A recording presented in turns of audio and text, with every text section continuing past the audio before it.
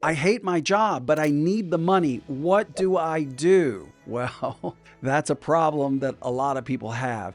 And it's all about the immediate coping strategies, really. You want to find positive aspects in every negative situation. Not all work situations are going to be pleasant. It's not always going to be black and white. You can identify any positive aspects of your job, whether it's a friendly colleague or a particular task you enjoy, or the simple fact that it pays the bills, and try to focus on those aspects. You'll want to set some healthy boundaries. Now, make a concerted effort not to bring your work stress home. And that's really difficult at times, but it's so important because once you leave the work environment, try and focus on your personal life and your personal activities that make you happy.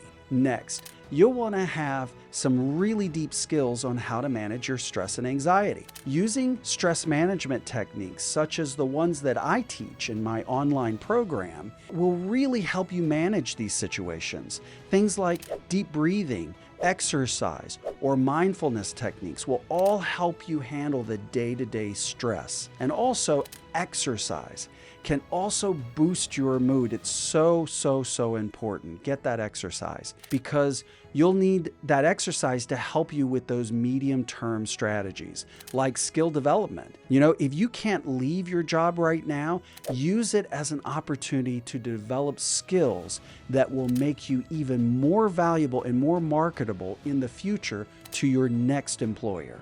The next thing that you want to think about is networking. We always forget this part, but networking is really important. Start networking both inside and outside of your current workplace because networking can really open doors for you, either for a new role in your current organization or a job somewhere else. You never know who you're going to meet, so shake every hand that you can. And then you're going to want to consult with professionals. A career counselor, for example, can really help you identify what you truly want in a job and provide guidance on how to transition into the role or the industry that might be a better fit for you. And then you'll want to create a side hustle. We've all had them and they work. If it's feasible, consider starting a little side operation that will bring in some extra cash. We all love that money. It could either be something that you're really passionate about, or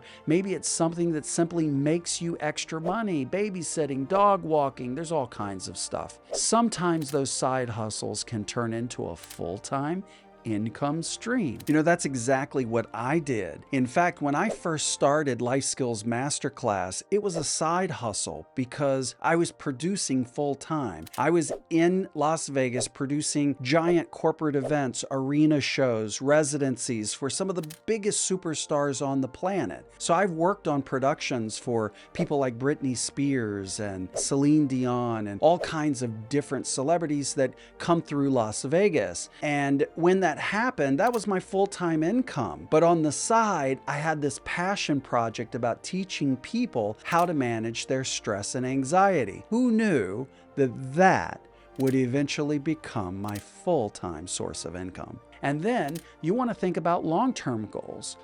Think about things like financial planning. It's so important. Speak with a financial advisor to understand how much money you need to make a comfortable exit from your current job. These are all strategies that you will want to think about and find the solutions for as you're making your plan.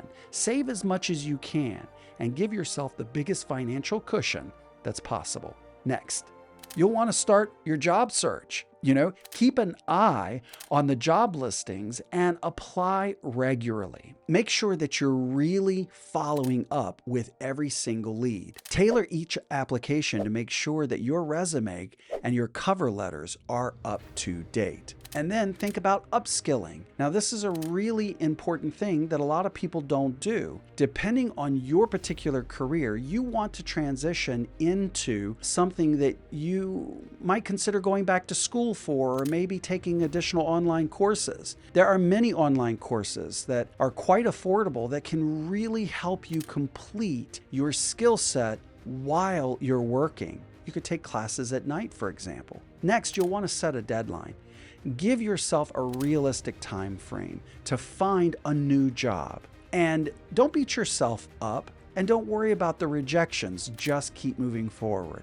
Have a deadline and create a sense of urgency to help keep yourself motivated. And I promise you'll find the right job that's out there just for you. For more information on work-related techniques, just click the link in the bio, and I'll see you there.